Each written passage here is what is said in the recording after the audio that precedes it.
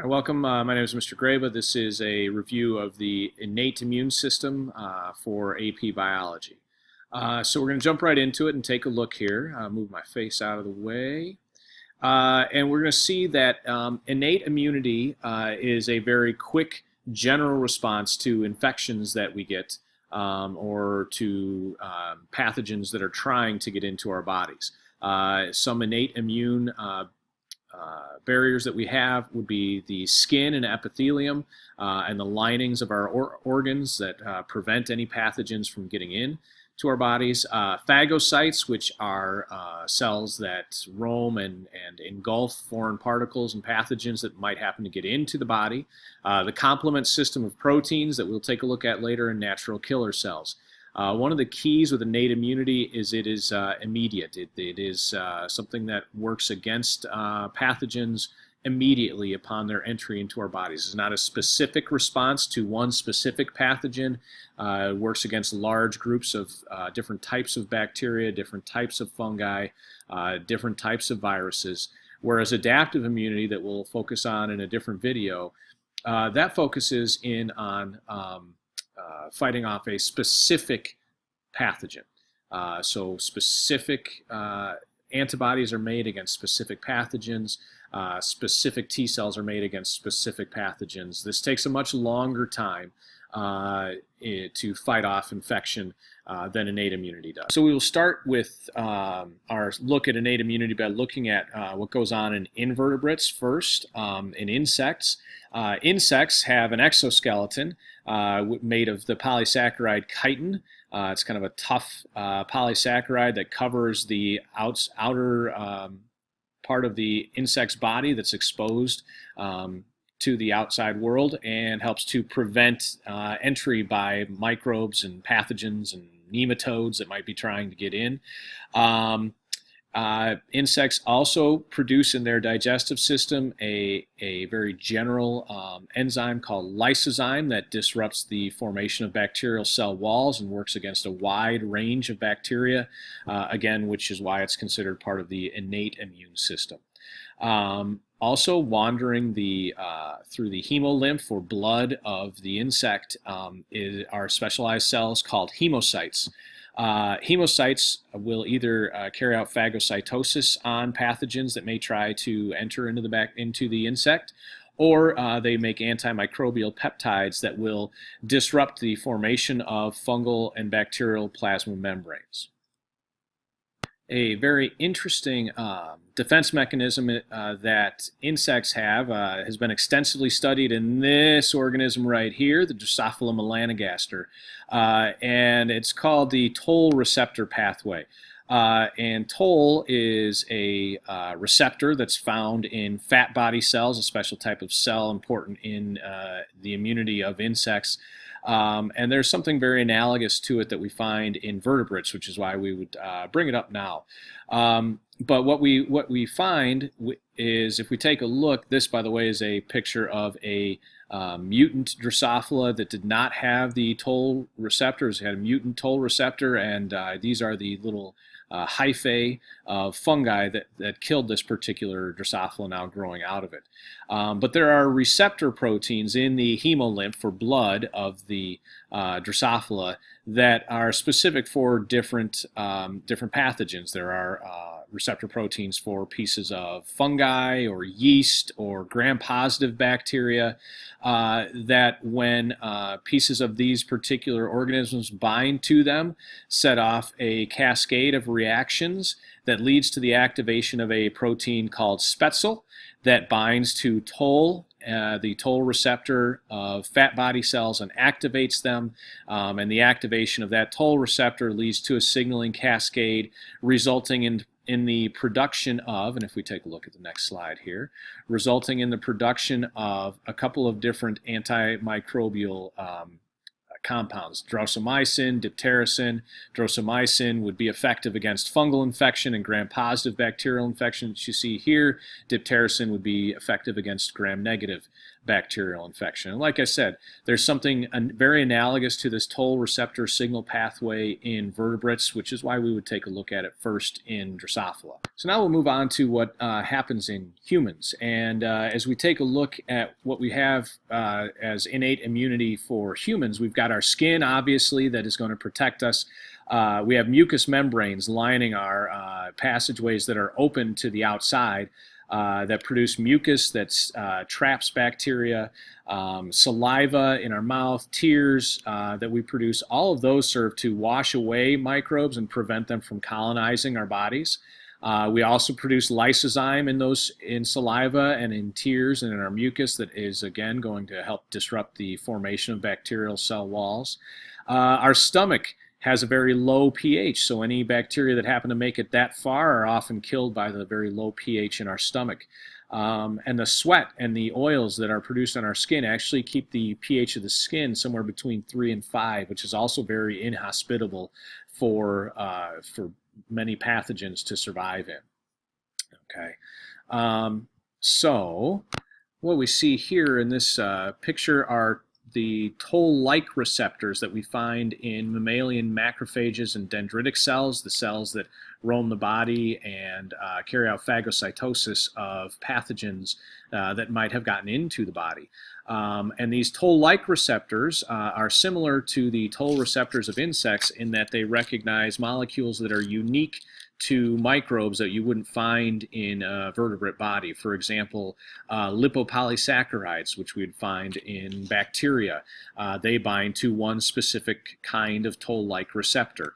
Bacterial lipoproteins bind to a different toll-like receptor. Flagellin, which is a protein found only in the flagella of prokaryotes, binds to a specific toll-like receptor. Single-stranded RNA found only in viruses. Non-methylated cytosine guanine base pairs in DNA not found in vertebrate DNA would bind to another toll-like receptor. So you see all these different TLR, stands for toll-like receptor, all these different toll-like receptors that we would find in the membranes of macrophages and dendritic cells here bind to these different molecules that are found only in microbes, but they aren't specific molecules. It could be any single-stranded RNA or flagellin or any lipopolysaccharide. And the binding of these molecules to a toll-like receptor sets off a signaling cascade within the cell that you see here that leads to the production of antimicrobial peptides and molecules that will help fight off bacteria or viruses. We also have cells that are involved in the innate immune response that will attack any kind of foreign pathogen that they come across. We have several different cells and as well as some proteins that carry this out. We have mast cells and basophils that are involved in the inflammatory response that we'll talk about on the next slide, I believe. We have natural killer cells that identify, that you see right here. And these natural killer cells actually will identify cells that have been infected with viruses or cells that are cancerous by identifying their unusual or different surface proteins. And when they identify those cells, they'll produce chemicals that kill those particular cells that have been infected or that have become cancerous. Why do that? Well, it's going to prevent the spread of those viruses from the infected cell to any other cells, or spread, also will stop the spread of that particular cancer. Neutrophils and macrophages, I think we've mentioned those before. These cells are phagocytic cells that roam around the body and engulf pathogens. Monocytes are basically immature macrophages. And then finally, we've got the complement system, which is a group of about 30 different proteins that we find in our blood plasma. These are activated by certain substances on the surface of microbes, and after they get activated, a cascade of reactions takes place that eventually leads to the lysis of those microbes that were detected by proteins in that complement system. the inflammatory response that I mentioned before is what occurs when there's an injury or infection to a particular tissue. And what you get at that injury site or in that infection site, you see swelling, you see redness, there's an increase in the skin temperature in that area. And what causes that? Well, basically what happens is there are mast cells that are going to be a type of cell associated with the immune system located in the connective tissue of the area of injury that are going to release a molecule called histamine. And histamine is going to then cause nearby blood vessels to dilate and become leaky, which causes the swelling that you see because fluid's going to leak out of those blood vessels. Why become leaky? Well, that also is going to allow for antimicrobial proteins and blood clotting elements like platelets and fibrinogen to be able to leak out of these blood vessels and get to the infection site.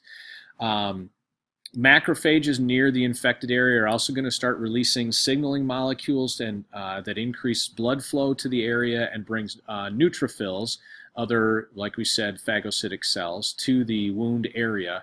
And those neutrophils and macrophages will start gobbling up all those bacteria that may have gotten in through the injury, say a pin prick or a splinter, to that particular area. Okay, so the redness and the increased skin temperature that you see is due to the increased blood flow to that area. And what we end up getting in that injured area typically are a bunch of dead pathogens and all these white blood cells building up and injured tissue building up, and that's what you know as pus. An inflammatory response can also be a system-wide inflammatory response. For example, fever. A fever is a system-wide inflammatory response. We're not sure exactly what the reason or role of the fever is, but it's been hypothesized that the increased temperature may increase the amount of phagocytosis that takes place and speed up chemical reactions that carry out tissue repair.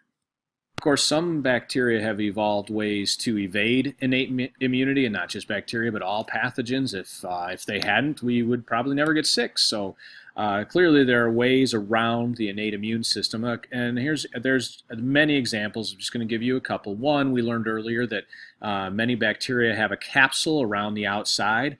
Streptococcus pneumoniae is one of those. Remember, Streptococcus pneumoniae was the bacteria that Griffiths worked with in his transformation experiments, and that capsule around the S strain of the Streptococcus pneumoniae prevents the recognition of surface molecules by phagocytic cells and also prevents phagocytosis from taking place. Another interesting example is the bacterium that causes tuberculosis, Mycobacterium tuberculosis.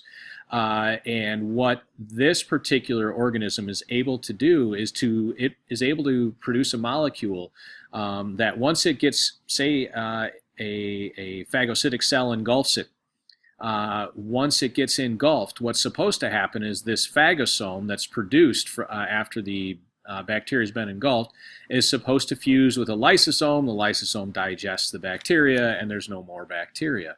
However, the Mycobacterium tuberculosis is able to produce a molecule, this PKNG molecule here, that prevents a lysosome from fusing with this phagosome, and the bacteria actually lives and survives and reproduces inside of that phagosome until it is released and destroys the cell. And so that's another way that some bacteria actually evade the innate immune system. So that's all I have for you on the innate immune system. Next time we will take a look at the adaptive immune system.